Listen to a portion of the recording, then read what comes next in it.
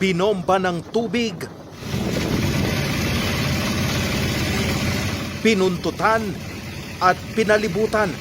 Ito ang sinapit ng mga mangingisdang Pilipino sa panibagong insidente ng pangaharas ng Chinese Coast Guard at ng Chinese Maritime Militia sa katubigan ng Escoda Shoal noong Biyernes, December 12. 3 mangingisdang Pilipino ang nasugatan at nasira ang 2 bangka dahil sa pambobomba ng tubig ng China.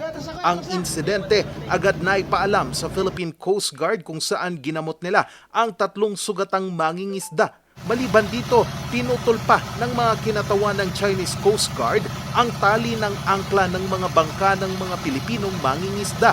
Ang insidenteng yan, kinondena ng Estados Unidos. Sa naging pahayag naman ng Ministry of Foreign Affairs ng People's Republic of China, sadyang nag-angkla ng mga bangkang pangisda ng Pilipinas sa Shanbinjiao o Escoda Shoal at nagsagawa daw ang mga ito ng mapanganib na mga maniobra sa kabila ng mga babala. Nagbanta pa umano ang mga tauhan ng Pilipinas sa mga opisyal ng China Coast Guard gamit ang kutsilyo habang ipinapatupad nila ang batas.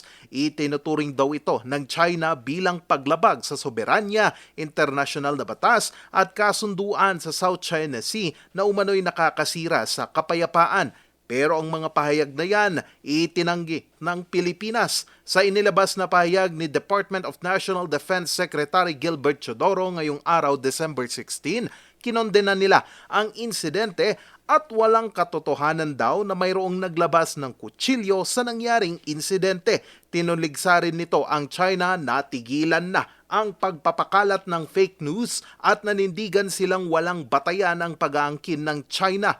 Dagdag pa ni Chodoro, may karapatan ang ibang bansa na makialam dito at patuloy nilang sosuportahan at poprotektahan ang mga kabuhayan ng mga mangingisdang Pilipino. Sa kabila nito, ipagpapatuloy pa rin ng Philippine Coast Guard at iba pang ahensya ng pamahalaan ang kadiwa para sa bagong bayaning mangingisda na layong maghatid ng tulong at kagamitan sa mga mangingisda. Charles Nicolimon, RNG News.